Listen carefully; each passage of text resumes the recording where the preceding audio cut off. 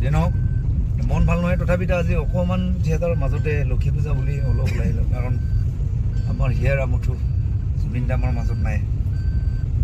তাৰ মাজতে আমি অলপ আহিলোঁ ওলাই অকণমানে আমাৰ দীপংকৰ ভাইটিয়ে এসাঁজ ভাত খাবৰ কাৰণে আৰু এটাই বেছি ন্যায় জুবিন দাৰ কাৰণে সদায় জুবিন দাটো আমাৰ মাজত সদায় থাকিব এইটো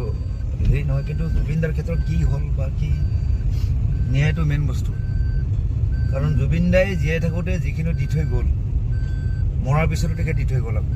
বিশ্বত গম পাই গ'ল যে অসমত যে জুবিন দা আছিল এজন ভগৱান কিন্তু এটা বস্তু ভগৱান সদায় সৃষ্টি হয় যেনেকৈ বিষ্ণু ৰাভা আমাৰ বহুত এনেকুৱা শিল্পী বহুত ওলাই গ'ল আকৌ জুবিন দা আমাৰ মাজৰ পৰা হেৰাই গ'ল আকৌ হ'ব নতুন প্ৰথমে আকৌ আমাক চাব তাকে ভগৱানৰ ওচৰত প্ৰাৰ্থনা কিন্তু এটা আশা কৰোঁ ভগৱানৰ ওচৰত জুবিন দাক ন্যায় দিয়ক সকলোৱে যাতে ৰাইজ এক হৈ থাকক তাকে কামনা কৰিছোঁ আমাক ন্যায়টো যাতে অলপ সোনকালে আহে তাকে অসম চৰকাৰৰ ওচৰত প্ৰাৰ্থনা কৰিছোঁ আৰু মনটো ভাঙি গৈছে সকলোৰে আমিও জুবিন দাৰ ক্ষেত্ৰত যিখিনি পাৰোঁ হেৰি কৰিছোঁ মই কিন্তু আমাৰতো থিয়েটাৰ বন্ধ হৈছিলে থিয়েটাৰো বন্ধ আছিলে কিন্তু সকলো মনবিলাক উকা হৈ আছে সকলোৱে ভালকৈ থাকক তাকে কামনা কৰিছোঁ ভগৱানৰ ওচৰত আকৌ এবাৰ